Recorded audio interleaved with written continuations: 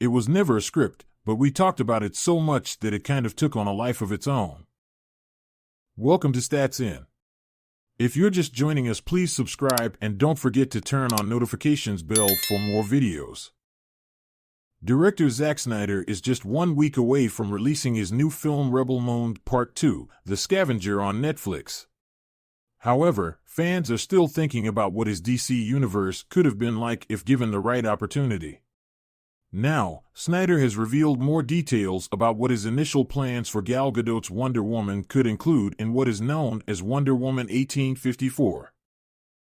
In an exclusive interview with Empire magazine, the Man of Steel director was answering fan questions when the topic of 1854 came up.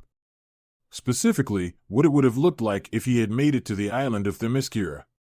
The idea for this was an early discussion we were having. Once Wonder Woman left the island looking for Ares, what happened to her in her different incarnations? He continued in detail. My idea was for her to travel the world in search of Ares and go to every place where there was conflict.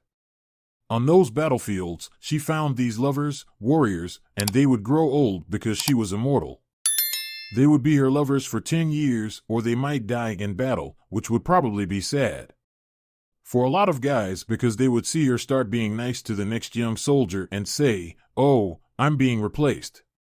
But all the men she was with were those loyal warriors she found on battlefields all over the world. Like the story we got at the end, it would have led her down a familiar path. We talked about whether Steve Trevor was over there in Crimea. However, this was only ever an idea. As Snyder said, this was never a script, but we talked about it so much that it kind of took on a life of its own. The only remaining physical evidence of this story is a photo taken by Steven Berkman that infamously showed Wonder Woman holding the severed head of an enemy. While Snyder's time in the DC universe has been full of rocky terrain, with all of his films being highly divisive, Wonder Woman and Gadot's portrayal of the iconic Justice League member has always been a highlight. Introduced in Batman v Superman, Dawn of Justice, we get hints of Snyder's darker character in the character of a heroine who is reluctant